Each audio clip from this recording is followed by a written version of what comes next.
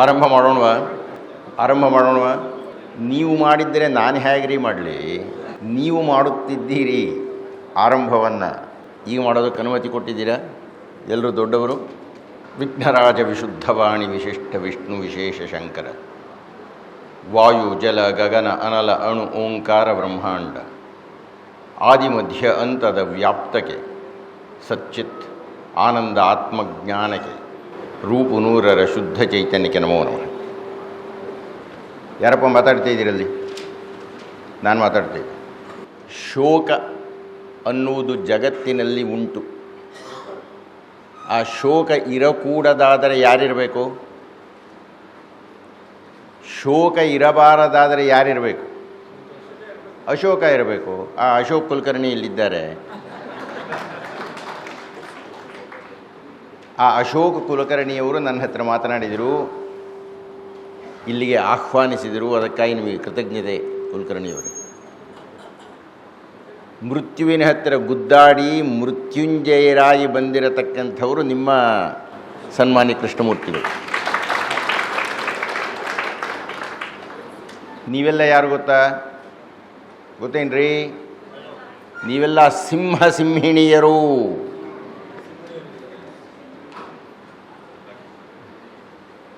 ಹಲವಾರು ಸಿಂಹಗಳ ಮುಂದೆ ಈ ಬಡಪಾಯಿ ಕೂತ್ಕೊಂಡಿದ್ದಾನೆ. ನೀವು ಸಾಮಾನ್ಯ ಸಿಂಹಗಳೇ, ಅಂತಾರಾಷ್ಟ್ರೀಯ ಸಿಂಹಗಳು. ನಿಮ್ಮ ಆಹ್ವಾನ ಪತ್ರಿಕೆ ಬಂದಾಗ ನನಗೆ ಸಮಾಧಾನ ಆಗಲಿಲ್ಲ. ಅದರ ತುಂಬ ಬರೀ ಆಂಗ್ಲವೇ. ಇಲ್ಲೂ ಅಷ್ಟೇ. ಇಲ್ಲೋ ಒಂದು 2-3 ಪದ ಕನ್ನಡ.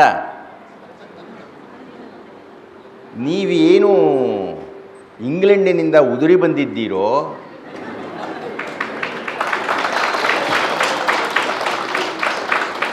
ಕನ್ನಡಿಗರೇ ಆಗಿದ್ದೀರಿ ತಾನೇ.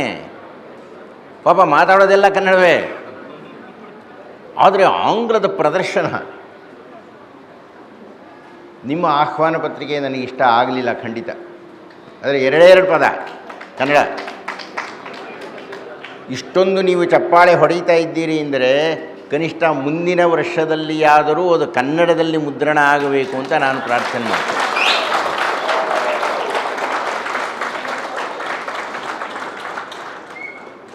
ನನಗೆ ಆಂಗ್ಲ ಭಾಷೆ ಬರಲ್ಲ ಅಂತಲ್ಲ, ಯಾಕೆ ಬೇಕ್ರಿ ಅದು?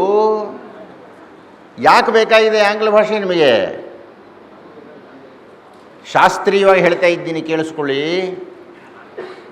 ಆಂಗ್ಲ ಭಾಷೆಯಲ್ಲಿ ಎಷ್ಟು ಪದ ಸಂಪತ್ತು ಉಂಟೋ ಅದರ 2ರಷ್ಟು ಪದ ಸಂಪತ್ತು ಹಿಂದಿಯಲ್ಲಿದೆ. ಹಿಂದಿಯಲ್ಲಿರುವ 2ರಷ್ಟು ಪದ ಸಂಪತ್ತು ಕನ್ನಡದಲ್ಲಿದೆ.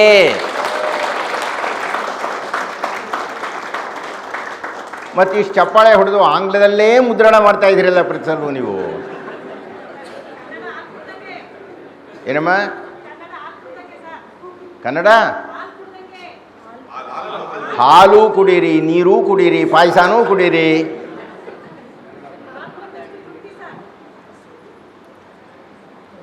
ನನಗೆ ಆದ ಅಸಮಾಧಾನ ಜಾಸ್ತಿಯಾಗಿದ್ದು ನಾನು ಇಲ್ಲಿ ಪ್ರವೇಶ ಮಾಡ್ತಾ ಇದ್ದಾಗ.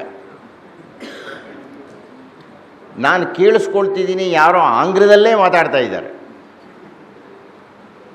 ಆದರೆ ಇಷ್ಟೆಲ್ಲ ಅಸಮಾಧಾನಗಳ ಮಧ್ಯೆ ನನಗೆ ಬಹಳ ಸಂತೋಷವನ್ನು ತಂದಿದ್ದು, ಕಲಶವನ್ನು ಹೊತ್ತು ಬಂದಿರಿ ನಮ್ಮನ್ನು ಸ್ವಾಗತಿಸಲಿಕ್ಕೆ ನೀವು.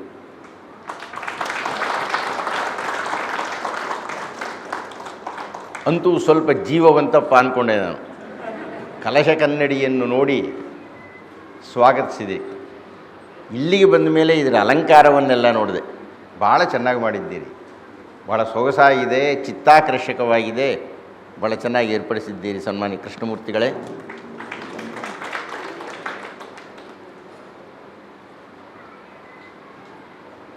ನನಗೆ ಆ ವಿಷಯವನ್ನು ಕೊಟ್ಟಿದ್ದೀರಿ, ಸುಖ ಜೀವನ ಬಗ್ಗೆ ಮಾತಾಡಬೇಕು ಅಂತ. ಸಿದ್ಧರು, ರಾಮರು, ಚೈತನ್ಯರು, ಸಿದ್ಧರಾಮ ಚೈತನ್ಯರು ಈಗಾಗಲೇ ಉದ್ಘಾಟನಾ ಭಾಷಣವನ್ನು ಮಾಡಿದ್ದಾರೆ. ಅವರು ಆತ್ಮಸಂದರ್ಶನವನ್ನು, ಆತ್ಮತೃಪ್ತಿಯನ್ನು, ಆತ್ಮಸುಖವನ್ನು 3 ಮಜಲುಗಳಲ್ಲಿ ಹೇಳಿ ಅದಕ್ಕೆ ಒಂದು ಸೈದ್ಧಾಂತಿಕವಾದ ದರ್ಶನವನ್ನು ಮಾಡಿಸಿದ್ದಾರೆ. ನಾನು ಬಹಳ ಸರಳ ಎಷ್ಟೊತ್ತು ಮಾತಾಡಬೇಕಪ್ಪ ಅಂದಾಗೆ ಅದುವೇ ನಾನು ನೋಡ್ಕೋಬೇಕು. ನಾವೆಲ್ಲ 1 ಗಂಟೆ ಮಾತಾಡೋರು. 12:35 ಆಗಿದೆ. ಹಸಿವಾಗ್ತಾ ಇದೆಯಾ? ನೀವು ಮೊದಲು ನನ್ನನ್ನು ಕೂಡಿಸಿದರೆ ಎಷ್ಟೊತ್ತಾರು ಮಾತಾಡ್ತಾ ಇದ್ದೆ. ಆದರೆ ಈ ಸಿಂಹ ಸಭೆ ಇದಕ್ಕೆಲ್ಲ ಏನೋ ಒಂದು ಶಿಸ್ತಿದೆ ಅಂತ ಕೇಳಿದ್ದೇನೆ. ಹೇಳಿ ಕೃಷ್ಣಮೂರ್ತಿಗಳೇ, ಎಷ್ಟೊತ್ತಿಗೆ ಮುಗಿಸ್ಬೇಕು ನಾನು? 1 ಗಂಟೆ 10 ನಿಮಿಷಕ್ಕೆ ನಾನು ಮುಗಿಸ್ಬೇಕು ಅಂತ ಹೇಳಿದ್ದಾರೆ. ಅಂದರೆ ಇನ್ನೆಷ್ಟು ನಿಮಿಷ ಇದೆ? ಈಗ 35 ನಿಮಿಷ ಇದೆ. 35 ನಿಮಿಷಕ್ಕೆ ನನ್ನನ್ನು ಎಚ್ಚರಿಸುವಂತೆ ಇದಕ್ಕೆ ಹೇಳ್ತೀನಿ. ಇದು ಯಾವಾಗ ಗಲಾಟೆ ಮಾಡುತ್ತೋ ಅವಾಗ ನಿಲ್ಲಿಸ್ತೀನಿ. ಆಗ್ಬೋದಾ? ದಯವಿಟ್ಟು ಗಮನಿಸಿ. ಇನ್ನು 35 ನಿಮಿಷಗಳು ನೀವು ನನ್ನ ಜೊತೆಗೆ ತಪಸ್ಸು ಮಾಡಬೇಕು. ಈಗ ನೀವೇನು ಪ್ರಶ್ನೆ ಕೇಳಿದ್ದೀರಿ, ಏನು ವಸ್ತುವನ್ನು ಇಟ್ಟುಕೊಂಡಿದ್ದೀರಿ, ಅದು ಬಹಳ ವರ್ಷಗಳ ಹಿಂದೆ ಒಬ್ಬ ಋಷಿಗೆ ಪ್ರಶ್ನೆಯಾಯಿತು. ಯಾಕಾಯಿತು ಅಂದರೆ, ನಮ್ಮಲ್ಲಿ ದುಡ್ಡು ಜಾಸ್ತಿಯಾದವರು, ಸುಖವನ್ನು ಜಾಸ್ತಿ ಪಟ್ಟವರು, ಸುಖ ಅನ್ನುವ ಭ್ರಮೆಯಲ್ಲಿ ರೋಗಿಷ್ಠರಾಗ್ತಾ ಹೋದರು. ಇದು ನಿಮಗೆ ಅರ್ಥ ಆಗಬೇಕಾಗಿದ್ದರೆ ಈ ಹೊತ್ತಿನ ವಿದೇಶಿ ಸಂಸ್ಕೃತಿಯನ್ನು ನೋಡಬೇಕು ನೀವು. ಅದು ಅಮೆರಿಕ ಆಗಿರಲಿ, ಇಂಗ್ಲೆಂಡ್ ಆಗಿರಲಿ, ದಕ್ಷಿಣ ಅಮೆರಿಕ ಆಗಿರಲಿ, ಅಲ್ಲಿನ ಎಲ್ಲ ಅಲ್ಲ, ಸುಮಾರು 100ಕ್ಕೆ 70 ಕುಟುಂಬಗಳ ಹಣೆಯ ಬರಹವನ್ನು ನೋಡಬೇಕು. ಸಾಕಷ್ಟು ಹಣ ಇದೆ, ವೈಜ್ಞಾನಿಕವಾಗಿ ನಮಗೆ ಅನುಕೂಲವಾಗುವ ಸಾಕಷ್ಟು ಉಪಕರಣಗಳಿದೆ, ಸುಖ ಅನ್ನತಕ್ಕಂತಹ ಹೆಸರಿನಲ್ಲಿ ಅನುಭವಿಸ್ತಕ್ಕಂತಹ ಏನೇನೋ ಸಾಮಗ್ರಿಗಳಿದೆ. ಇದರಿಂದ ಏನಾಗಿದೆ ಅಂದರೆ, ಮನೆಗಳು ಒಡೆದು ಹೋಗಿವೆ. ತಂದೆ ತಾಯಿ, ಮಗ ಮಗಳು, ಸೊಸೆ, ಅಣ್ಣ ತಮ್ಮ ತಂಗಿ ಯಾರೂ ಒಟ್ಟಿಗೆ ಇಲ್ಲ. ನೀವು ನೋಡ್ತಾ ಇದ್ದೀರಿ ಅದೆಲ್ಲ. ಈಗ ಸುಖ ಹೆಚ್ಚಾಗಿದೆ ಅನ್ನತಕ್ಕಂತಹ ದೇಶಗಳಲ್ಲಿನ ಪರಿಸ್ಥಿತಿಯನ್ನು ನೋಡ್ತಾ ಇದ್ದೀರಿ. ಏನಮ್ಮ ಅಲ್ಲಿ ಮಾತಾಡ್ತಾ ಇದ್ದೀರಿ ನೀವು? ನಾನು ಮಾತಾಡ್ತಾ ಇದ್ದೀನಿ. ನನ್ನ ಸಭೆಯಲ್ಲಿ ನೀವು ಮಾತಾಡೋ ಹಾಗಿಲ್ಲ, ನಾನೇ ಮಾತಾಡಬೇಕು. ನನಗೆ ಸಂಭಾವನೆ ಕೊಟ್ಟು ಕರೆಸಿದ್ದಾರೆ ಇಲ್ಲಿ ಮಾತಾಡುವಂಥ. ನ್ಯಾಯ ದೊರಕಿಸ್ಬೇಕು. ದಯವಿಟ್ಟು ಗಮನ ಇಟ್ಟು ಕೇಳಿ. ವಿದೇಶಿ ಸಂಸ್ಕೃತಿಯಲ್ಲಿ ಮನೆಗಳು ಒಡೆದು ಹೋಗಿವೆ. ಯಾಕೆ? ಸುಖ ಜಾಸ್ತಿಯಾಗಿದೆ, ಸಾಮಗ್ರಿಗಳು ಜಾಸ್ತಿ ಆಗಿಬಿಟ್ಟಿದೆ, ಬೇಕಾದ ಸಿಗುತ್ತೆ. ಅಪ್ಪ ಅಮ್ಮ ಮಗ ಮಗಳು ಒಟ್ಟಿಗೆ ಬದುಕ್ತಾ ಇಲ್ಲ, ಕೋಶ ಕೇಂದ್ರೀಯ ಸಂಸಾರಗಳಾಗಿದೆ. ಗಂಡ ಹೆಂಡತಿ ಮಗ ಮಗಳು ಮುಗಿದೋಯ್ತು, ಅದೂ ಇಲ್ಲ.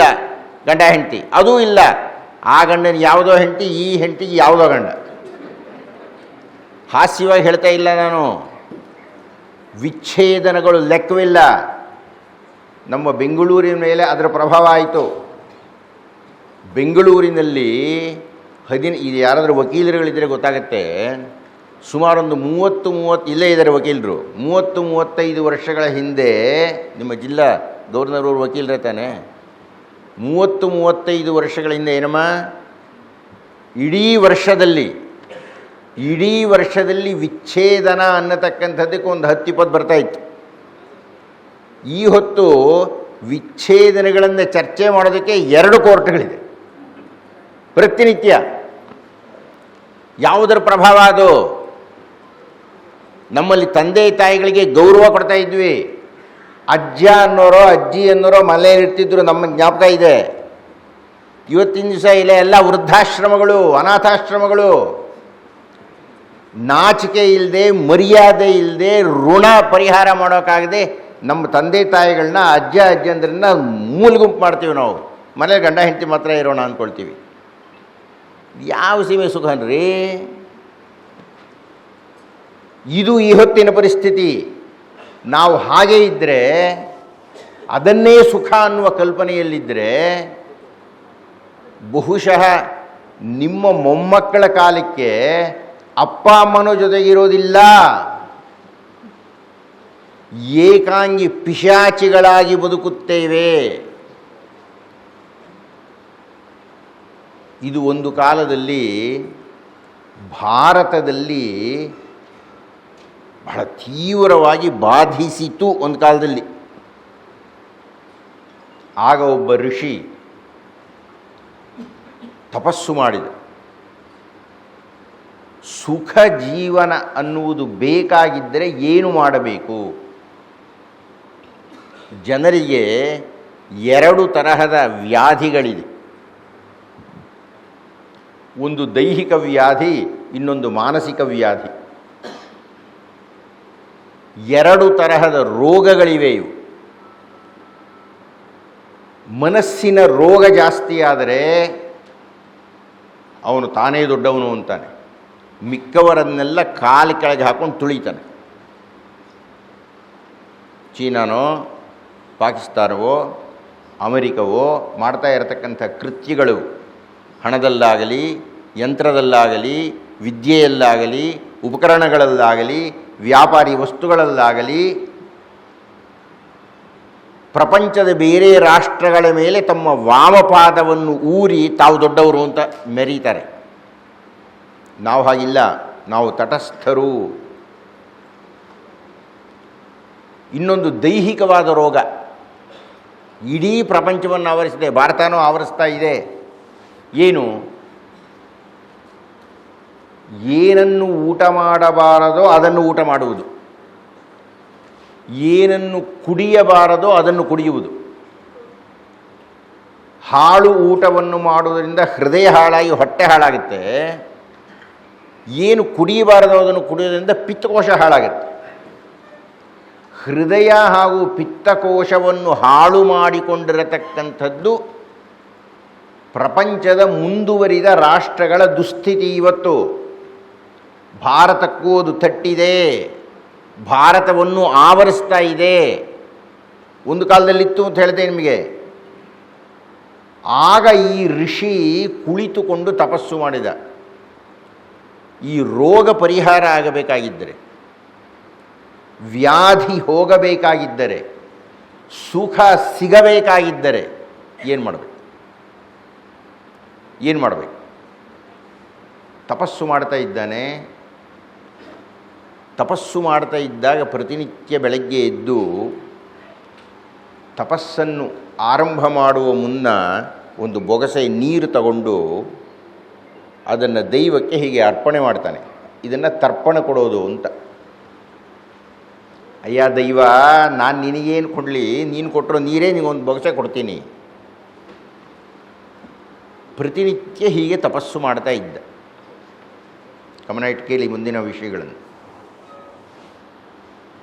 ಒಂದು ದಿವಸ ಅವನ ತಪಸ್ಸು ಫಲಿಸಿದೆ. ಈ ಬೊಗಸೆಯ ನೀರನ್ನು ಅರ್ಪಣೆ ಮಾಡಲಿಕ್ಕೆ ಎತ್ತಿದ್ದಾನೆ. ಗಮನ ಇಟ್ಟು ವಿಷಯವನ್ನು ದಾಖಲು ಮಾಡಿ. ಹೀಗೆ ಎತ್ತಿದ್ದಾನೆ. ಅವನ ಬೊಗಸೆಯೊಳು ಏನೋ ಬಿತ್ತು. ಆ ಋಷಿಯ ಬೊಗಸೆಯ ಒಳಗೆ ಏನೋ ಬಿತ್ತು. ಹಾಕಿದ ಹೀಗೆ ಒಂದು ಬಿಳಿಯದಾಗಿರತಕ್ಕಂಥ ನಾಗರ ಮರಿ ಇತ್ತು. ಆ ನಾಗರ ಮರಿ ಬೆಳೆಯಿತು ಬೆಳೆಯಿತು ಬೆಳೆಯಿತು ಬೆಳೆಯಿತು. ಸಹಸ್ರ ಫಣ ಮಂಡಲದ ಆದಿಶೇಷನಾಯಿತು. ಆ ಆದಿಶೇಷ ಉಪದೇಶ ಮಾಡಿತು. ಸುಖ ಜೀವನವನ್ನು ನಡೆಸಬೇಕಿದ್ದರೆ ಏನು ಮಾಡಬೇಕು? ರೋಗ ನಿರೋಗವಾಗಬೇಕಿದ್ದರೆ, ವ್ಯಾಧಿ ಹೋಗಿ ಸಮಾಧಿಯಾಗಬೇಕಿದ್ದರೆ, ವ್ಯಾಧಿ ಎಂದರೆ ರೋಗ, ಅದಕ್ಕೆ ವಿರುದ್ಧವಾದ್ದು ಸಮಾಧಿ. ವ್ಯಾಧಿ ಸಮಾಧಿಯಾಗಬೇಕಿದ್ದರೆ, ರೋಗ ನಿರೋಗವಾಗಬೇಕಿದ್ದರೆ ಏನು ಮಾಡಬೇಕು ಅಂತ ಹೇಳಿ ಉಪದೇಶ ಮಾಡಿತು. 195 ಸೂತ್ರಗಳನ್ನು ಹೇಳಿತು. ಆ 195 ಸೂತ್ರಗಳನ್ನು 4 ಅಧ್ಯಾಯಗಳಲ್ಲಿ ಮಂಡನೆ ಮಾಡಿ ಸಮಾಧಿಪಾದ, ಸಾಧನಪಾದ, ವಿಭೂತಿಪಾದ, ಕೈವಲ್ಯಪಾದ ಅಂತ. ನಿಮ್ಮ ಗವರ್ನರ್ಗೆ ಗೊತ್ತದು. ಈ 4 ಪಾದಗಳಲ್ಲಿ ಅದನ್ನು ವರ್ಣನೆ ಮಾಡಿ ಅದಕ್ಕೆ ಸೂತ್ರಗಳು ಅಂತ ಹೆಸರು ಕೊಡ್ತು. ಯೋಗ ಸೂತ್ರಗಳು ಅಂತ ಹೆಸರು ಕೊಡ್ತು. ಆ ಋಷಿಗೆ ಹೇಳ್ತು, ನಿನ್ನ ಹೆಸರು ಇಲ್ಲಿಯ ತನಕ ಏನೇ ಆಗಿರಲಿ, ಈ ಹೊತ್ತಿನಿಂದ ನಿನ್ನ ಹೆಸರು ಬದಲಾವಣೆ ಆಗುತ್ತೆ, ಅದು ಪ್ರಪಂಚ ಪ್ರಸಿದ್ಧಿ ಆಗುತ್ತೆ ಅಂತ. ನಿಮಗೆಲ್ರಿಗೂ ಗೊತ್ತಾ ಹೆಸರು? ಈಗ ನಾನು ಹೇಳಿದ ಮೇಲೆ ಹೌದು ಅಂತೀರಿ. ಇದೇನಿದು? ಬೊಗಸೆ. ಇದಕ್ಕೆ ಸಂಸ್ಕೃತದಲ್ಲಿ ಅಂಜಲಿ ಅಂತ ಹೆಸರು. ಆ ಆದಿಶೇಷ ಪುಟಾಣಿ ಮರಿಯಾಗಿ ಈ ಬೊಗಸೆಯ ಮೇಲೆ ಏನಾಯಿತು? ಬಿತ್ತು. ಸಂಸ್ಕೃತದಲ್ಲಿ ಬೀಳುವುದಕ್ಕೆ ಪತತಿ ಅಂತಾರೆ. ಅಂಜಲಿ, ಪತತಿ, ಅಂಜಲಿ, ಪತತಿ, ಪತಂಜಲಿ ಅಂತ ಹೆಸರು ಕೇಳಿದಿರಿ ತಾನೆ? ಏನು ಹೆಸರು? ಪತಂಜಲ ಮಹರ್ಷಿ ಅಂತ ಆತನಿಗೆ ಹೆಸರಾಯಿತು. ಆ ಪತಂಜಲ ಮಹರ್ಷಿ 195 ಸೂತ್ರಗಳ ಯೋಗ ಸೂತ್ರಗಳನ್ನು ಬರೆದ. ಆತ ಕೇಳಿಸಿಕೊಂಡು ಆ 195 ಸೂತ್ರಗಳಲ್ಲಿ 2ನೆಯ ಸೂತ್ರ, ನಾನೊಂದು 4-5 ಸೂತ್ರ ಹೇಳೋಕ್ಕೂ ಆಗಲ್ಲ ಇರೋ ಕಾಲದಲ್ಲಿ, ಅಷ್ಟರೊಳಗೆ ಇದು ಹೇಳ್ಬಿಡುತ್ತೆ ನನಗೆ. 2ನೇ ಸೂತ್ರ ಯೋಗ ಅಂದರೆ ಏನಪ್ಪ ಅಂತ ಭಾಳ ಸರಳವಾಗಿ. ಸುಖಜೀವನ ಬೇಕಾಗಿದ್ದರೆ ನೀವು ಯೋಗವನ್ನು ಅಭ್ಯಾಸ ಮಾಡಬೇಕು. ಹಾಗಾದರೆ ಯೋಗ ಅಂದರೆ ಅರ್ಥ ಏನು? ಇದನ್ನು ದಯವಿಟ್ಟು ನೀವು ಗಟ್ಟು ಮಾಡಬೇಡಿ, ಭಾಳ ಪುಟಾಣಿಯದ್ದು, 3-4 ಪದ ಇದೆ ಅಷ್ಟೇನೇ. ಇದು ಯೋಗ ಚಿತ್ತವೃತ್ತಿ ನಿರೋಧ. ಯೋಗ ಅಂದರೆ ಇಷ್ಟೇನೆ, ಚಿತ್ತವೃತ್ತಿ ನಿರೋಧ. ಚಿತ್ತ ಅಂದರೆ ಮನಸ್ಸು, ವೃತ್ತಿ ಅಂದರೆ ಮನಸ್ಸಿನ ಕೆಲಸಗಳು. ಮನಸ್ಸಿನ ಕೆಲಸಗಳನ್ನು ನಿರೋಧ ಮಾಡೋದು ಅಂದರೆ ಅದನ್ನು ವಿರೋಧ ಮಾಡೋದು. ಇಲ್ಲ, ನಿಮ್ಗೆ ಅರ್ಥ ಆಗಲಿಲ್ಲ, ನಾನು ಇನ್ನೊಂದು ಸಲ ಹೇಳಬೇಕಂದ್ರೆ ವರ್ಣನೆ ಮಾಡಬೇಕು. ಏನದರ ಅರ್ಥ? ಯೋಗ ಅಂದರೆ ಅರ್ಥ ಏನಯ್ಯ ಅಂದರೆ ಮನಸ್ಸಿನ ವೃತ್ತಿಗಳಿವೆಯಲ್ಲ. ಏನಿದೆ ವೃತ್ತಿಗಳು? ಮನಸ್ಸು ಕಣ್ಣಿನ ಮೂಲಕ ನೋಡುತ್ತೆ, ಮನಸ್ಸು ಕಿವಿಯ ಮೂಲಕ ಕೇಳುತ್ತೆ, ಮನಸ್ಸು ಮೂಗಿನ ಮೂಲಕ ವಾಸನೆ ತಗೊಳ್ಳುತ್ತೆ, ಮನಸ್ಸು ಚರ್ಮದ ಮೂಲಕ ಬಿಸಿಯೋ ತಂಪೋ ಅನ್ನುವುದನ್ನು ನೋಡುತ್ತೆ, ಮನಸ್ಸು ಕಿವಿಯ ಮೂಲಕ ಶಬ್ದಗಳನ್ನು ಕೇಳುತ್ತೆ. ಇದು ಮನಸ್ಸಿನ ಕೆಲಸಗಳು. ಈ ಕಣ್ಣು ಅನ್ನುವುದು ಒಂದು ಕಿಟಕಿ. ಕಣ್ಣು ನೋಡಲ್ಲ, ಹೆಣಕ್ಕೂ ಕಣ್ಣಿರುತ್ತೆ, ಮೂರ್ಛೆ ಬಿದ್ದವನಿಗೂ ಕಣ್ಣಿರುತ್ತೆ, ನಿದ್ದೆ ಮಾಡ್ತಿದ್ರೂ ಕಣ್ಣಿರುತ್ತೆ. ಕಣ್ಣು ನೋಡುವುದಲ್ಲ, ಕಣ್ಣು ಒಂದು ಕಿಟಕಿ ಅಷ್ಟೇ, ನೋಡೋದು ಮನಸ್ಸು. ಕಿವಿ ಕೇಳಿಸಲ್ಲ, ಅದೊಂದು ಯಂತ್ರ. ಅದು ಕಿವಿಯ ಮೂಲಕ ಕೇಳುತ್ತೆ ಮನಸ್ಸು. ನಿಮಗೆ ಉದಾಹರಣೆ ಹೇಳಬೇಕು ಅಂದರೆ, ಅರ್ಥ ಆಗಬೇಕು ಅಂದರೆ, ಇದು ನೀವು ಯುವಕರಾಗಿದ್ದಾಗ, ಇವೆಲ್ಲ ವಯಸ್ಸಾಗ್ಬಿಟ್ಟಿದೆ ಪಾಪ, ಎಲ್ಲರನ್ನೂ ನೋಡಿದರೆ, ಯುವಕರಾಗಿದ್ದಾಗ ಪಠ್ಯಪುಸ್ತಕದೊಳಗೆ ಇನ್ನೇನೋ ಪುಸ್ತಕವನ್ನು ಇಟ್ಕೊಂಡು ಓದ್ತಾ ಇರ್ತೀರಿ. ಆವಾಗ ನಿಮ್ಮ ಅಮ್ಮ ಬಂದು ಒಂದು ಲೋಟ ಕಾಫಿ ಕೊಡ್ತಾರೆ. ಇಲ್ಲಿ ಇವನ ಗಮನ, ಮನಸ್ಸೆಲ್ಲ ಇಲ್ಲಿರುತ್ತೆ, ಇವನು ಕುಡಿತಾ ಇರ್ತಾನೆ, ಕುಡಿದಲ್ಲಿ ಇಡ್ತಾನೆ. ಅಮ್ಮ ಒಳಗಿನಿಂದ ಹೇಳ್ತಾರೆ, ಅಯ್ಯೋ ಸಕ್ಕರೆನೇ ಹಾಕಲಿಲ್ವಲ್ಲೋ ಅಂತ. ಇವನಿಗೆ ಸಕ್ಕರೆಯ ನಾಲಿಗೆಯ ಜ್ಞಾನ ಇಲ್ಲ, ಯಾಕೆಂದರೆ ಮನಸ್ಸೆಲ್ಲ ಇಲ್ಲಿದೆ. ದಾರಿಯಲ್ಲಿ ಬರ್ತಾ ಇರ್ತೀನಿ, ನನ್ನ ಕಣ್ಣು ಇನ್ನೆಲ್ಲೋ ಇರುತ್ತೆ, ನನ್ನ ಸ್ನೇಹಿತ ಎದುರು ಬಂದಿರ್ತಾನೆ, ಅವನು ನೋಡಿರಲ್ಲ ನಾನು. ನನ್ನ ಕಣ್ಣು ಕಾಣುತ್ತದೆಯೇ ಆಗಲಿ ಅದನ್ನು ಗುರುತಿಸಿರುವುದಿಲ್ಲ, ಯಾಕೆಂದರೆ ಮನಸ್ಸು ಬೇರೆ ಕಡೆ ಇರುತ್ತೆ. ಹೀಗಾಗಿ ನೋಡುವುದು, ಕೇಳುವುದು, ಮಾತನಾಡುವುದು, ಇದರ ಹಿಂದೆ ಮನಸ್ಸು ಇರಬೇಕು. ಈ ಮನಸ್ಸು ಅಂದರೆ ಚಿತ್ತ. ಈ ಚಿತ್ತದ ವೃತ್ತಿ ಅಂದರೆ ನೋಡುವುದು, ಕೇಳುವುದು ಎಲ್ಲ. ಈಗ ಗಮನಿಸಿ, ಬಹಳ ದಾಖಲು ಮಾಡ್ಕೊಳ್ಳಿ. ಕಣ್ಣು ನೋಡುವುದು ಯಾವುದನ್ನು? ನನ್ನ ಹೊರಗಿರತಕ್ಕಂಥದ್ದನ್ನು ನೋಡೋದು. ನೀವು ನೋಡ್ತಾ ಇದ್ದೀರಿ ನನ್ನನ್ನು, ನಾನು ನಿಮ್ಮನ್ನು ನೋಡ್ತಾ ಇದ್ದೀನಿ. ನಮ್ಮಿಂದ ಹೊರಗೆ ನೋಡ್ತಾ ಇದ್ದೀವಿ ನಾವು, ನಮ್ಮಿಂದ ಹೊರಗಿರೋದನ್ನು ಕೇಳ್ತಾ ಇದ್ದೀವಿ ನಾವು. ನಾವು ಮಾಡತಕ್ಕಂಥ ಪ್ರತಿ ಕ್ಷಣದ ಚರ್ಯೆಯೂ ನಮ್ಮಿಂದ ಹೊರಗೆ, ನಮ್ಮಿಂದ ಹೊರಗೆ. ಆ ಋಷಿ ಹೇಳ್ತಾ ಇದ್ದಾನೆ, ಯೋಗ ಅಂದರೆ ಅರ್ಥ ಏನಯ್ಯ ಅಂದರೆ, ಈ ಚಿತ್ತದ, ಈ ಮನಸ್ಸಿನ ವೃತ್ತಿ ಅಂದರೆ ಕೆಲಸ ಇದೆಯಲ್ಲ, ಅದು ಹೊರಗಡೆಗೆ ಹೋಗ್ತಾ ಇದೆ ಕಣಯ್ಯ, ಅದನ್ನು ಕತ್ತರಿಸು. ಹೊರಗೆ ಹೋಗ್ತಾ ಇರತಕ್ಕಂಥ ಮನಸ್ಸಿನ ವೃತ್ತಿಯನ್ನು ಕತ್ತರಿಸಿ ಒಳಗಡೆಗೆ ತಗೊಂಡು ಬಾ. ಮತ್ತೆ ಅದರ ಅರ್ಥ ಏನು? ಹೊರಗೆ ನೋಡ್ತಾ ಇರತಕ್ಕಂತಹ ಕಣ್ಣಿನ ದೃಷ್ಟಿಯನ್ನು ಕತ್ತರಿಸಿ ಕಣ್ಣನ್ನು ಮುಚ್ಚಿ ಒಳಗೆ ನೋಡು. ಒಳಗೇನ್ರಿ ನೋಡೋದು? ಅದನ್ನೇ ನೀವು ಸಿದ್ಧರಾಮ ಚೈತನ್ಯರು ಹೇಳ್ತಾ ಇದ್ದಿದ್ದು. ಆ ಆತ್ಮ ಅನ್ನೋದು ಯಾವುದೋ ಇದೆಯಲ್ಲ, ಅದು ಏನಪ್ಪ ಅದು ಆತ್ಮ? ಆತ್ಮ ಅನ್ನೋದು ಬಹಳ ದೊಡ್ಡ ಪದ. ನನ್ನ ಕೈ ಹೀಗಿರೋದು ಬಿದ್ದೋಬಿಡತ್ತೇನೆ, ಆತ್ಮ ಹೊರಟಾಯ್ತು. ಕುಳಿತಿರುವವರು ಕುಸಿದು ಬಿಡುತ್ತೀರಿ, ನಿಂತಿರುವವರು ಹೊರಗೆ ಬಿಡುತ್ತೀರಿ, ಸತ್ತು ಹೋಗ್ತೀವಿ. ಎಲ್ಲಿಯ ತನಕ ಆ ಆತ್ಮ ಅನ್ನುವುದು ಬೇಡ, ಯಾವುದೋ ಒಂದು ಪ್ರಾಣ ಜೀವ ಅಂದ್ಕೊಳ್ಳೋರು, ಭಾಳ ಸರಳವಾಗಿ ಅರ್ಥ ಆಗೋದು. ಯಾವುದೋ ಒಂದು ಜೀವ ಇದೆಯಲ್ರಿ, ಗೊತ್ತಿಲ್ಲ ನಮಗದು ಹೇಗಿದೆ ಅಂತ ಗೊತ್ತಿಲ್ಲ, ಎಲ್ಲಿದೆ ಅಂತ ಗೊತ್ತಿಲ್ಲ, ಕಂಡೋರಿಲ್ಲ, ಕೇಳಿದೋರಿಲ್ಲ. ಜೀವ ಇದೆ, ಅದೆಲ್ಲರಿಗೂ ಗೊತ್ತಿದೆ. ಬದುಕಿದ್ರಿ ತಾನೆ?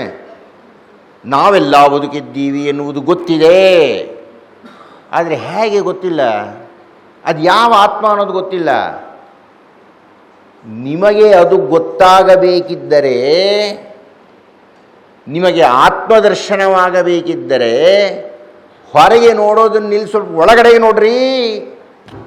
ಹೊರಗಡೆ ಕೇಳ್ತಾ ಇರೋದನ್ನು ನಿಲ್ಲಿಸಿ ಒಳಗಡೆ ಕೇಳಿ. ಶ್ರೀಮತಿ ಸುಬ್ಬುಲಕ್ಷ್ಮಿಯವರು ಹಾಡ್ತಾ ಇದ್ದಂತಹ ಹಾಡನ್ನು ಎಷ್ಟೋ ವರ್ಷಗಳು, ಸತ್ತೆಷ್ಟೋ ವರ್ಷಗಳಾಗೋಯ್ತು. ನೀವು ಈ ಹೊತ್ತಿನ ದಿವಸ ಯಾರಾದರೂ ಶ್ರೀಮತಿ ಸುಬ್ಬುಲಕ್ಷ್ಮಿಯವರ ಹಾಡನ್ನು ಕೇಳಿದ್ದರೆ, ಭಜಗೋವಿಂದಂ ಕೇಳಿದಿರಿ ಅಂತ ಇಟ್ಕೊಳ್ಳೋಣ. ನೀವು ಆ ಭಜಗೋವಿಂದಮ್ಮನ್ನು ಕೇಳಿದ್ದರೆ, ಈ ಹೊತ್ತು ನೀವು ಕಣ್ಣು ಮುಚ್ಚಿಕೊಂಡರೆ ಆ ಧ್ವನಿ ಕೇಳುತ್ತೆ. ಅಷ್ಟು ಬೇಡಪ್ಪ, ಒಂದು ಪುಟ್ಟ ಪರೀಕ್ಷೆ ಮಾಡಿ. ಈಗ ನೀವು ಎಲ್ಲರೂ, ನಿಮಗೆಲ್ಲರಿಗೂ ನೀವು ನಂಬತಕ್ಕಂತಹ, ಯಾರು ಮಾತಾಡ್ತಾ ಇದ್ದೀರಿ? ನೀವು ಎಲ್ಲರೂ ನಂಬತಕ್ಕಂತಹ ಯಾವುದೋ ಒಂದು ದೈವ ಇದೆ. ಅದು ತಿರುಪತಿ ತಿಮ್ಮಪ್ಪ ಆಗ್ಬೋದು, ಧರ್ಮಸ್ಥಳ ಮಂಜುನಾಥ ಆಗ್ಬೋದು, ಶಿರಸಿ ಮಾರಿಕಾಂಬ ಆಗ್ಬೋದು, ಹನುಮಂತರಾಯ ಆಗ್ಬೋದು, ದುರ್ಗಮ್ಮ ಆಗ್ಬೋದು, ಚೌಡ, ಯಾವುದೋ ಒಂದು ದೈವ ಇದೆ. ನೀವೆಲ್ಲರೂ ನಂಬತಕ್ಕಂಥ ದೈವ ಇದೆ. ಈಗೊಂದು ಪರೀಕ್ಷೆ ಮಾಡಿ. ನೀವು ಎಲ್ಲರೂ ಒಂದು ಕ್ಷಣ ಕಣ್ಣು ಮುಚ್ಚಿಕೊಂಡು ಆ ದೈವವನ್ನು ಕರಿ. ನೀವು ಕಣ್ಣು ಮುಂದೆ ಬಂದ್ಬಿಡುತ್ತೆ. ಕಣ್ಣು ಮುಚ್ಕೊಳ್ರಿ. ಹೆಂಗಸರಿಗೆ ಬರುತ್ತೋ ಇಲ್ಲೋ ಗೊತ್ತಿಲ್ಲ ನನಗೆ. ಕಣ್ಣು ಮುಚ್ಕೊಳ್ರಿ. ಮುಚ್ಕೊಳ್ತಾನೆ ಇಲ್ಲ.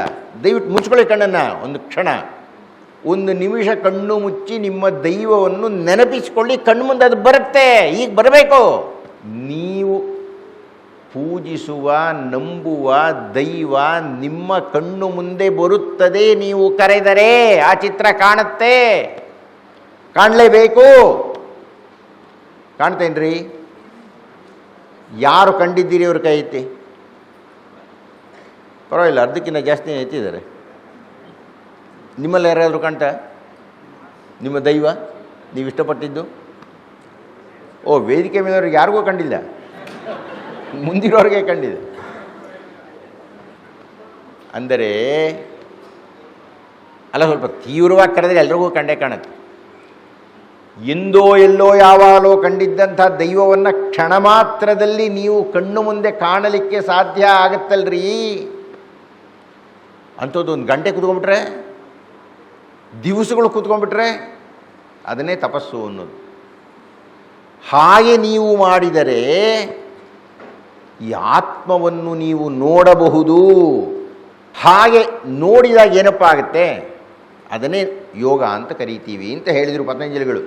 ಯೋಗ ಚಿತ್ತವೃತ್ತಿ ನಿರೋಧ. ಮನಸ್ಸಿನ ವೃತ್ತಿಯನ್ನು ಕತ್ತರಿಸಿದರೆ, ಒಳಕ್ಕೆ ನೋಡಿದರೆ, ಒಳಗಿನ ಧ್ವನಿಯನ್ನು ಕೇಳಿದರೆ, ಕೇಳಲಿಕ್ಕೆ ಆದರೆ ಅದೇ ಯೋಗ. ಹಾಗೆ ಅದನ್ನು ಸಾಧಿಸಬೇಕಿದ್ದರೆ ಕೆಲವು ಮಾರ್ಗಗಳಿದೆ ಎಂದರು. ಏನಪ್ಪ ಇದೆ ಮಾರ್ಗ? 8 ವಿಧವಾಗಿರತಕ್ಕಂತಹ ಮೆಟ್ಟಿಲನ್ನು ಹತ್ತಿದರೆ ನಿಮಗೆ ಯೋಗವನ್ನು ನೀವು ಸಾಧಿಸ್ತೀರಿ. ಯಾವುದದು? ಯಮ, ನಿಯಮ, ಆಸನ, ಪ್ರಾಣಾಯಾಮ, ಪ್ರತ್ಯಾಹಾರ, ಧಾರಣ, ಧ್ಯಾನ, ಸಮಾಧಿ. ಯಮನಿಯಮಾಸನ ಪ್ರಾಣಾಯಾಮ ಪ್ರತ್ಯಾಹಾರ ಧಾರಣ ಧ್ಯಾನ ಸಮಾಧಯೋ ಅಷ್ಟಾವಂಗಾನಿ. ಸುಖ ಜೀವನವನ್ನು ನಡೆಸಬೇಕಿದ್ದರೆ, ಸುಖ ಜೀವನ ನಿಮ್ಮದಾಗಬೇಕಾಗಿದ್ದರೆ ಈ 8 ಮೆಟ್ಟಿಲುಗಳನ್ನು ನೀವು ಹತ್ತಬೇಕು. ಮೊದಲನೇದು ಯಾವ ಮೆಟ್ಟಿಲು? ಯಮ. ಯಮ ಅಂದರೆ ಅರ್ಥ ಏನು? ನೀವು ಆ ಯಮ ಅನ್ನುವುದನ್ನು ಪೂರ್ತಿ ಹೆಸರು ಹೇಳಿ ನೋಡೋಣ. ಯಮಧರ್ಮ. ಯಮ ಅಂದರೆ ಅರ್ಥ ಏನು? ಧರ್ಮ. ನೀವು ಧಾರ್ಮಿಕವಾಗಿ ಬದುಕಬೇಕ್ರಿ. ನಿಮಗೆ ಸುಖ ಜೀವನ ಬೇಕಿದ್ದರೆ, ಕೃಷ್ಣಮೂರ್ತಿಗಳೇ ಆ ಶೀರ್ಷಿಕೆ ಕೊಟ್ಟಿದ್ದೀರಿ, ಸುಖ ಜೀವನ ನಿಮಗೆ ಬೇಕಿದ್ದರೆ, ಅದನ್ನು ನೀವು ಗಳಿಸಬೇಕಿದ್ದರೆ ನೀವು ಧಾರ್ಮಿಕವಾಗಿ ಬದುಕಬೇಕು. ಮೊಟ್ಟ ಮೊದಲನೇ ನಿಯಮ. ಧಾರ್ಮಿಕವಾಗಿ ಬದುಕೋದು ಅಂದರೆ ಹೇಗಪ್ಪ? ಯಮವನ್ನು ಅಧ್ಯಯನ ಮಾಡಬೇಕು. ಯಮಧರ್ಮರಾಯನಲ್ಲಿ 5 ಗುಣಗಳಿದೆಯಂತೆ. ಯಮಧರ್ಮರಾಯನ 5 ಗುಣಗಳನ್ನು ನಾವು ನಮ್ಮ ಜೀವನದಲ್ಲಿ ಅಳವಡಿಸಿಕೊಂಡರೆ ಅಲ್ಲಿಗೆ 8ನೇ 1 ಭಾಗದ ಸುಖ ನಮಗೆ ಸಿಗುತ್ತೆ ಅಂತ. ಏನದು? ಬಹಳ ಸರಳವಾಗಿರೋದು. ಇಡೀ ಜೈನ ಧರ್ಮ ಇದನ್ನು ಅಣುವ್ರತ ಅಂತ ಒಪ್ಪಿಕೊಳ್ತು. ಪತಂಜಲ ಮಹರ್ಷಿಗಳು ವೈದಿಕ ಧರ್ಮದ ಋಷಿಯೊಬ್ಬ ಕೊಟ್ಟಂತಹ ಈ ಸೂತ್ರ ಜೈನರಿಗೆ ಅಣುವ್ರತಗಳಾಯಿತು. ಮಹಾವ್ರತಗಳು ಅಂತ ಅವು. ಏನದು? ದಯವಿಟ್ಟು ಕೇಳಿ. ಭಾಳ ಗಂಭೀರವಾಗಿ ಕೇಳ್ತಾ ಇದ್ದೀರಿ ನೀವೆಲ್ಲ. ನಮ್ಗೆ ಭಾಳ ಸಂತೋಷ ಇದೆ. ಈ ಸಭೆ ಭಾಳ ಗಂಭೀರವಾಗಿ ಕೇಳ್ತಾ ಇದ್ದಾರೆ. ಅಹಿಂಸಾ ಸತ್ಯಮಸ್ತೇಯ ಬ್ರಹ್ಮಚರ್ಯಾ ಪರಿಗ್ರಹ ಯಮಃ. ಯಮನ ಧರ್ಮವನ್ನು, ಯಮಧರ್ಮರಾಯನ 5 ಪ್ರಧಾನ ತತ್ವಗಳು ಯಾವುದು ಅಂದರೆ ಅಹಿಂಸಾ, ಸತ್ಯ, ಅಸ್ತೇಯ, ಬ್ರಹ್ಮಚರ್ಯ, ಅಪರಿಗ್ರಹ. ಈ 5. ಹೀಗಾಗಿ ಇವತ್ತು ನನಗಿರ್ತಕ್ಕಂಥದ್ದು ಇನ್ನು 11 ನಿಮಿಷ. 11 ನಿಮಿಷಗಳಲ್ಲಿ ಈ 5 ವ್ರತಗಳನ್ನು ಬಹಳ ಸ್ಥೂಲವಾಗಿ ನೋಡಿಬಿಡೋಣ. ಈ ಯಮ ಆದಮೇಲೆ ನಿಯಮ, ಆಸನ, ಪ್ರತ್ಯಾಹಾರ. ಸ್ವಾಮಿ ಅದಕ್ಕೆಲ್ಲ ಇನ್ನೊಂದು ಸಲ ಕರೆಸ್ಬೇಕು ನನ್ನ. ಆಗ ಅರ್ಧ ಗಂಟೆ ಕೊಡಬಾರ್ದು, 1-1.5 ಗಂಟೆ ಕೊಟ್ಟು ಮಾತಾಡಿಸ್ಬೇಕು. ಈಗ ಈ 5 ಪ್ರಧಾನ ಧರ್ಮಗಳನ್ನು ನೋಡಿಬಿಡೋಣ. ಮೊಟ್ಟ ಮೊದಲನೇದು ಅಹಿಂಸಾ. ಬಹಳ ಸರಳ ಅಂದರೆ ಇದು. ನೋಯಿಸಬೇಡಿ, ಬೇರೆಯವರಿಗೆ ಚುಚ್ಚಬೇಡಿ, ಅತ್ತೆ ಸೊಸೆಯನ್ನು ಗೋಳು ಹೊಯ್ದುಕೊಳ್ಳಬೇಡಿ.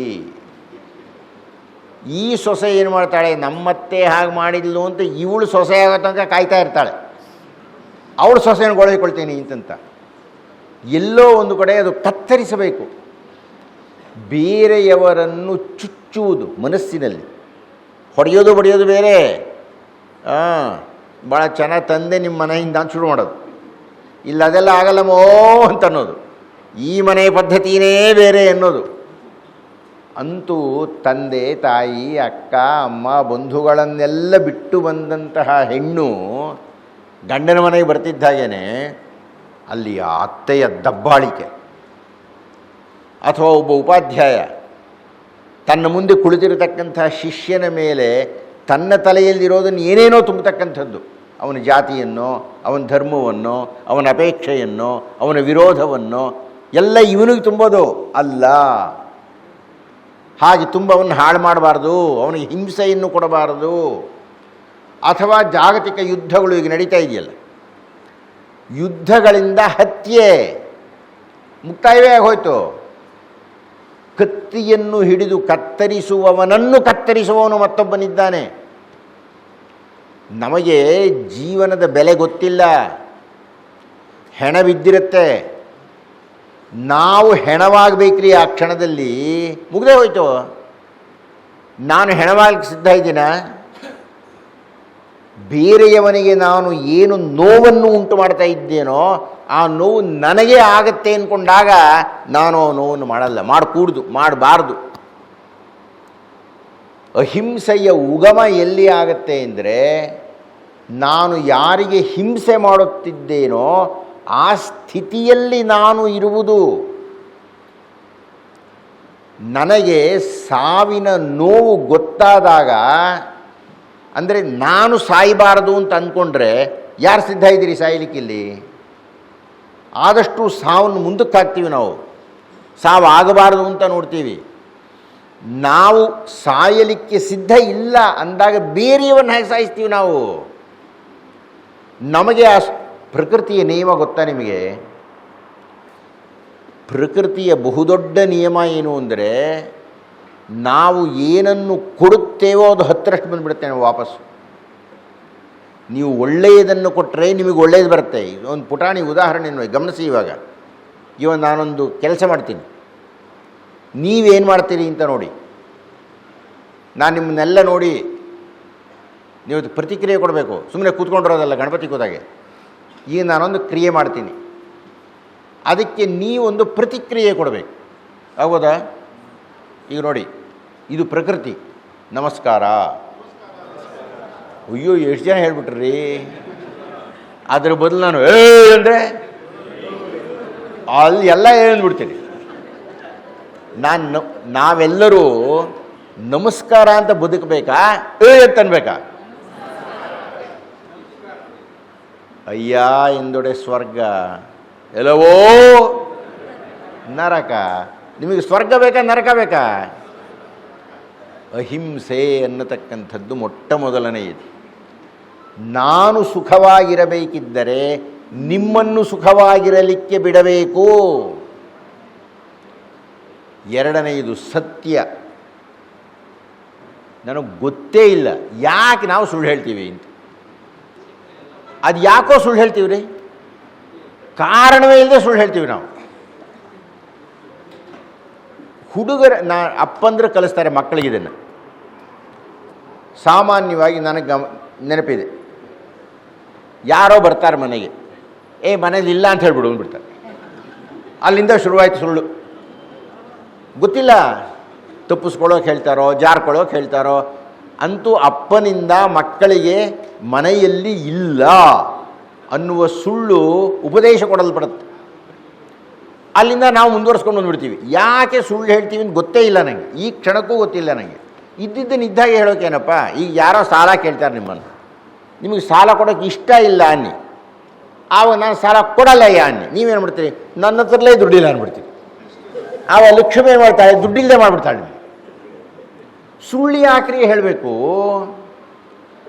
ಇರುವುದನ್ನು ಇದ್ದಂತೆ ಹೇಳಿದರೆ ಆ ಸುಳ್ಳನ್ನು ಮುಚ್ಚೋಕೆ ಮತ್ತೊಂದು ಸುಳ್ಳು ಹೇಳಬೇಕಾಗಲ್ಲ. ಸತ್ಯವಾಗಿ ಬದುಕಬೇಕು. ಈ ಸತ್ಯದ ಬಗ್ಗೆ ಮಾತಾಡೋಕೆ 1 ಗಂಟೆ ಬೇಕು ನನಗೆ. ಇಡೀ ಹರಿಶ್ಚಂದ್ರ ಕಾವ್ಯವೇ ಹೇಳಬೇಕು ನಾನು ನಿಮಗೆ. ಇನ್ನು 6 ನಿಮಿಷ ಇರೋದು, ನಾನೇನು ಮಾಡಲಿ? ಅಸ್ತೇಯ 3ನೇದು. ಸ್ಥೇಯ ಅಂದರೆ ಕಳ್ಳತನ ಮಾಡೋದು ಅಂತ. ಯಾಕಪ್ಪ ಕಳ್ಳತನ ಮಾಡಬೇಕು? ಪಾಪ ನೀವ್ಯಾರೂ ಮಾಡ್ತಾ ಇಲ್ಲ. ಸುಖವಾಗಿರಬೇಕಾಗಿದ್ದರೆ ನಾವು ಕಳ್ಳತನ ಮಾಡಬಾರದು. ಕಳ್ಳತನ ಮಾಡಬಹುದು ಅನ್ನೋ ಅರ್ಥ ಏನು? ನನಗೆ ಬದುಕಲಿಕ್ಕೆ ಏನೋ ಒಂದಷ್ಟು ಬೇಕ್ರಿ. ಏನೂ ಇಲ್ಲದೆ ಬದುಕೋಕ್ಕೆ ಸಾಧ್ಯ ಇಲ್ವಲ್ಲ. ಏನೋ ಒಂದಷ್ಟು ಹಣ ಬೇಕು. ಏನು? ಒಂದು 5,000 ಬೇಕಾ? 1 ಲಕ್ಷ ಬೇಕಾ? ಒಂದು 2 ಲಕ್ಷ ಬೇಕಾ? ಒಂದು 5 ಲಕ್ಷ ಬೇಕಾ ಕೃಷ್ಣಮೂರ್ತಿಗಳೇ ನಿಮಗೆ? ಒಂದು ತಿಂಗಳಿಗೆ ಒಂದು 5 ಲಕ್ಷ ಬೇಕು ಇಟ್ಕೊಂಬರೋಣ. ಒಂದು 5 ಲಕ್ಷ ರೂಪಾಯಿ ನನ್ನ ಹತ್ರ ಇದ್ದರೆ ನನಗೆ ಬದುಕಲಿಕ್ಕೆ ಸಂತೋಷವಾಗಿರ್ತೀನಿ, ಸಮಾಧಾನವಾಗಿರ್ತೀನಿ. 5 ಕೋಟಿ ಯಾಕ್ರಿ ಬೇಕು? 5 ಕೋಟಿ ನೀವು ಗಳಿಸುತ್ತಿದ್ದೀರಿ ಎಂದರೆ ಇನ್ನು 500 ಜನರ ದುಡ್ಡನ್ನು ಕಸ್ಕೊಳ್ತಾ ಇದ್ದೀರಿ ಅಂತ, ಕಳ್ತನ ಮಾಡ್ತಾ ಇದ್ದೀರಿ ಅಂತ. ಕಳ್ಳತನ ಮಾಡುವುದು ಅಂದರೆ ಹೋಗಿ ಕನ್ನ ಹಾಕಬೇಕು ಅಂತಲೇ ಏನೂ ಅಲ್ಲ. ನಿಮಗೆ ಆಯ್ತಪ್ಪ, ಒಂದು ಪೆಟ್ರೋಲ್ ಬಂಕ್ ಬೇಕು, ಇರಲಿ ಸಂಪಾದನೆ. 200 ಪೆಟ್ರೋಲ್ ಬಂಕ್ ಹಾಕ್ಬೇಕು ನಿಮಗೆ. 5,000 ಎಕರೆ ಹಾಕ್ಬೇಕ್ರಿ ಜಮೀನು. ಸತ್ತೋಗ್ತೀರಿ, ಸತ್ತೇ ಹೋಗ್ತೀವಿ ನಾವು. 500 ಎಕರೆ ಜಮೀನು ಇಟ್ಕೊಂಡು ಏನು ಮಾಡ್ತೀರಿ ನೀವು? 500 ಎಕರೆ ನಂಗೆ ಗೊತ್ತಿಲ್ಲ, ಯಾರಿಗಾದ್ರೂ ಇದ್ದರೆ ಇಲ್ಲಿ. ನಿಮ್ಮಲ್ಲಿ ಯಾರಿಗೂ ಇಲ್ಲ ಅಂತ ಅಂದ್ಕೊಂಡಿದ್ದೀನಿ. ನನ್ನ ಅವಶ್ಯಕತೆಗಿನ್ನ, ದಯವಿಟ್ಟು ಕಳ್ತನದ ಅರ್ಥ ಮಾಡ್ಕೊಂಬಿಡೋಣ, ನನ್ನ ಅವಶ್ಯಕತೆಗಿನ್ನ ಸ್ವಲ್ಪ ಜಾಸ್ತಿನೇ ಇರಲಿ ಬಿಡಿ ಅವಶ್ಯಕತೆ. ಅದಕ್ಕೆ ಹೇಳಿದೆ ಒಂದು 5 ಲಕ್ಷ ಅಂತ, ತಿಂಗಳಿಗೊಂದು 5 ಲಕ್ಷ. ಇನ್ನೂ ಇಲ್ಲ ಇನ್ನೂ ಬೇಕು, ಮತ್ತೂ ಬೇಕು ಅಂದರೆ ಅದೇಂತಾರೆ? ಅದನ್ನು ಕಳ್ಳತನ ಅಂತಾರೆ. ಯಾಕೆ ಕಳ್ಳತನ ಅಂತಾರೆ ಅಂದರೆ, ನೀವು ಅಷ್ಟೊಂದು ಇಟ್ಕೊಂಡ್ಬಿಟ್ರೆ ಬೇರೆಯವ್ರ ಗತಿ ಏನ್ರಿ? ಅವ್ರು ಬದುಕೋಕ್ಕಾಗಲ್ಲ, ಅವ್ರದ್ದೇನೆಲ್ಲ ಕಸ್ಕೊಂಡ್ಬಿಡ್ತೀರಿ ನೀವು. ಅದು ಮಾಡಬಾರದು. ಮಹಾತ್ಮ ಗಾಂಧೀಜಿಯವರು ಇದೆಲ್ಲ ಭಾಳ ನಿಧಾನ ಮಾತಾಡಬೇಕು, ಪುಟಾಣಿ ಕಾಲದಲ್ಲಿ ಮಾತಾಡೋಕ್ಕಾಗಲ್ಲ. ಮಹಾತ್ಮ ಗಾಂಧೀಜಿಯವರು ಉದ್ದೇಶಪೂರ್ವಕವಾದ ಬಡತನ ತಗೊಂಡಿದ್ದರು. ಅವರು ಇಡೀ ಭಾರತಕ್ಕೆ ಮಹಾತ್ಮ ಗಾಂಧಿಯಾಗಿದ್ದಾಗ ಅವರೇನಾದರೂ ಬಯಸಿದ್ದರೆ ಇಡೀ ಚಳವಳಿಯನ್ನು ಹೂಡಿ ಯಾರೂ ಗಳಿಸಲಾಗದ ಸ್ವಾತಂತ್ರ್ಯವನ್ನು ಗಳಿಸಿದಿರಲ್ಲಪ್ಪ ಅವರು ಸುಮ್ಮನೆ ಹೀಗಂದರೆ ಕೋಟಿ ಜನ ಬಂದುಬಿಡ್ತಾ ಇದ್ರಲ್ರಿ. ಅವ್ರಿಗೆ ಎಂಥ ವ್ಯಕ್ತಿತ್ವ ಅದು. ಅವರೇನಾದರೂ ಬಯಸಿದ್ದರೆ ನಾನು ರಾಷ್ಟ್ರಪತಿ ಆಗಬೇಕು ಅಂತ ಒಂದು ಸಲ ಹೇಳಿದರೆ ಸಾಕು, ಬಂಗಾರದ ತಟ್ಟೆಯಲ್ಲಿಟ್ಟು ಕೊಟ್ಬಿಡ್ತಾ ಇದ್ರು. ಅವರೇನಂದರು, ನನಗೇನು ಬೇಡ, ನನ್ನ ಪಾಡಿಗೆ ನಾನು ಸಬರಮತಿ ಆಶ್ರಮದಲ್ಲಿ ಚರಕಾದಲ್ಲಿ ನೂಲು ತೆಗಿತಾ ಕೂತ್ಕೊಳ್ತೇನೆ ಅಂದರು. ಅದಕ್ಕೆ ಮಹಾತ್ಮ ಆಗಿಬಿಟ್ರು. ಅಸ್ಥೇಯವನ್ನು ತೋರಿಸಿಕೊಟ್ಟವರು ಮಹಾತ್ಮ ಗಾಂಧಿ. ನನಗೆ ಬೇಡ ಅಂದ್ರವರು. ಜನರು ಅನುಭವಿಸ್ಲಿ. 4ನೇದು ಬ್ರಹ್ಮಚರ್ಯ. ನೀವೇನು ಅಂದ್ಕೊಳ್ತೀರಿ ಗೊತ್ತಾ? ಅಯ್ಯೋ, ನಮಗೆಲ್ಲ ಮದುವೆ ಆಗಿಬಿಟ್ಟಿದೆ, ನಮಗೆ ಯಾಕೆ ಗಡ್ಡಪ್ಪ ಕೂತ್ಕೊಂಡು ಬ್ರಹ್ಮಚರ್ಯ ಹೇಳಬೇಕು? ನಿಮಗೇ ಹೇಳಬೇಕು. ಬ್ರಹ್ಮಚರ್ಯ ಅಂದರೆ ನೀವು ತಿಳಿದುಕೊಂಡಿರತಕ್ಕಂಥದ್ದು ಅಲ್ಲ. ಮದುವೆ ಆದರೆ ಆಗ್ರಿ, ಮಕ್ಕಳಾದ್ರೆ ಆಗಲಿ ಬಿಡಿ, ಏನೀಗ ಅದಕ್ಕೂ ಬ್ರಹ್ಮಚರ್ಯಕ್ಕೂ ಸಂಬಂಧ ಇಲ್ಲ. ನೀವು ತಿಳ್ಕೊಂಡಿರತಕ್ಕಂಥದ್ದು ಅವಿವಾಹಿತ ವಿವಾಹಿತ ಅನ್ನೋದಷ್ಟೇ. ಬ್ರಹ್ಮಚರ್ಯ ಅಂದರೆ ಏನು ಅಂದರೆ ಆ ಪದವನ್ನು ಕೇಳಿ. ಬ್ರಹ್ಮಚರ್ಯ ಅಂದರೆ ಅರ್ಥ ಏನಯ್ಯ ಅಂದರೆ ಆ ಪದ ಹೇಳುತ್ತೆ, ಬ್ರಹ್ಮದಲ್ಲಿ ಚರಿಸುವುದು, ಬ್ರಹ್ಮನಲ್ಲಿ ಓಡಾಡುವುದು. ಬ್ರಹ್ಮನಲ್ಲಿ ಓಡಾಡೋದು ಅಂದ್ರೇನು? ಬ್ರಹ್ಮನ್ ಅಂದರೆ ಏನ್ರಿ? ಅದು ಯಾವುದು? ಬ್ರಹ್ಮನ್ ಅಂದರೆ ಅರ್ಥ ದೊಡ್ಡದು ಅಂತ. ನಮ್ಮನ್ನೆಲ್ಲ, ಈ ಭಾರತವನ್ನೆಲ್ಲ, ಈ ಪ್ರಪಂಚವನ್ನೆಲ್ಲ, ಈ ವಿಶ್ವವನ್ನೆಲ್ಲ ಯಾವುದೋ ನಿಯಂತ್ರಣ ಮಾಡ್ತಾ ಇರತಕ್ಕಂಥ ಶಕ್ತಿ. ದಯವಿಟ್ಟು ಗಮನಿಸಿ, ನಾವು ಬೆಳಗ್ಗೆ ಏಳ್ತಾ ಇದ್ದಾಗೆ ಏನನ್ನು ನೋಡ್ತೀವಿ? ಸೂರ್ಯನನ್ನು ನೋಡುತ್ತೇವೆ. ಸೂರ್ಯ ಯಾವ ಕಡೆ ಹುಟ್ಟುತ್ತಾನೆ? ಜ್ವರ ಹೇಳಿ. ಸುಳ್ಳು, ಅವನು ಹುಟ್ಟೋದೇ ಇಲ್ಲ. ಸೂರ್ಯ ನಿಂತಿರ್ತಾನಷ್ಟೇ. ನಾವು ತಿರುಗ್ಕೊಳ್ತೀವಿ ಆ ಕಡೆಗೆ. ನಮ್ಮ ಭೂಮಿ ಆ ಕಡೆಗೆ ತಿರುಗ್ಕೊಳ್ಳುತ್ತೆ, ಸೂರ್ಯ ಹುಡ್ದ ಅಂತೀವಿ ನಾವು. ಸೂರ್ಯ ಸ್ಥಾಯಿಯಾಗಿ ನಿಂತಿದ್ದ ಕಡೆಗೆ ನಾವು ತಿರುಗುತ್ತೇವೆ. ದಯವಿಟ್ಟು ಗಮನಿಸಿ, ಭಾಳ ಗಂಭೀರವಾದ ವಿಷಯ ಗಮನಿಸಿ. ಈಗ ಬ್ರಹ್ಮನ್ ಅಂದರೆ ಏನು ಅಂತ ಅರ್ಥ ಮಾಡ್ಕೊಳ್ಳೋಕ್ಕೆ ನಾವು ಏನು ಅಂದ್ಕೊಂಡಿದ್ದೀವಿ ಗೊತ್ತಾ? ಕುರ್ಚಿ ಮೇಲೆ ಆರಾಮಾಗಿ ಕೂತ್ಕೊಂಡಿದ್ದೀವಿ ಅಂತ. ನಾವು ಕೂತ್ಕೊಂಡಿಲ್ಲ, ಕೆಳಗೆ ಬಿದ್ದು ಓಲಾಡ್ತಾ ಇದ್ದೀವಿ. ಹೀಗೆ ಈ ಭೂಮಿ ಇಲ್ಲಿ ನಾವು ಕೂತಿದ್ದೀವಿ ಅಂದರೆ 24 ಗಂಟೆಗೆ ಹೀಗಾಗುತ್ತೆ. ನಾವು ಹೇಗಿರ್ತೀವಿ? ಹೀಗಿರ್ತೀವ? ತಲೆ ಕೆಳಗೆ ಬಿದ್ದಿರ್ತೀವಿ, ಗೊತ್ತಾಗಲ್ಲ ನಮಗೆ. ಯಾಕೆ ಗೊತ್ತಾ? ಭೂಮಿಯ ಆಕರ್ಷಣೆಯಿಂದ. ಈ ಭೂಮಿಗೂ ಆಧಾರವೇ ಇಲ್ಲ ರೀ, ತೇಲ್ತಾ ಇದೆ ಗಾಳೀಲಿ. ಆಧಾರವಿಲ್ಲದಂಥ ಭೂಮಿ ಕೆಳಕ್ಕೆ ಬಿದ್ದು ಹೋಗದೆ, ಹಾರು ಹೋಗದೆ, ಮೇಲಕ್ಕೆ ಎಗರು ಹೋಗದೆ ಅಲ್ಲಿದೆ. ಯಾಕಿದೆ ಗೊತ್ತಾ? ಸೂರ್ಯ ಅನ್ನೋ ಶಕ್ತಿ ಹಿಡ್ಕೊಂಡಿದೆ. ಇದನ್ನು ಮುಗಿಸ್ಬಿಡ್ಲ? ಈ ಭಾಗ ಮುಗಿಸ್ಲಾ? ಇನ್ನೊಂದು 2 ನಿಮಿಷ. ಅಂದರೆ ದಯವಿಟ್ಟು ಗಮನಿಸಿ, ಆಧಾರವಿಲ್ಲದ ನಾವು, ಆಧಾರ ಇಲ್ಲದೆ ಇರೋ ಭೂಮಿ, ಆ ಸೂರ್ಯ ಏನೋ ಆಧಾರ ಇದೆಯಲ್ಲಪ್ಪ, ಸೂರ್ಯನಿಗೇನೋ ಆಧಾರ ಇದೆ, ಸೂರ್ಯನಿಗೂ ಆಧಾರ ಇಲ್ಲ. ವಿಜ್ಞಾನ ಹೇಳ್ತಾ ಇರೋದು ನಾನು. ಆಧಾರ ಇಲ್ಲದಂಥ ಸೂರ್ಯ ಗಗನದಲ್ಲಿ ತೇಲ್ತಾ ಇದ್ದಾನೆ.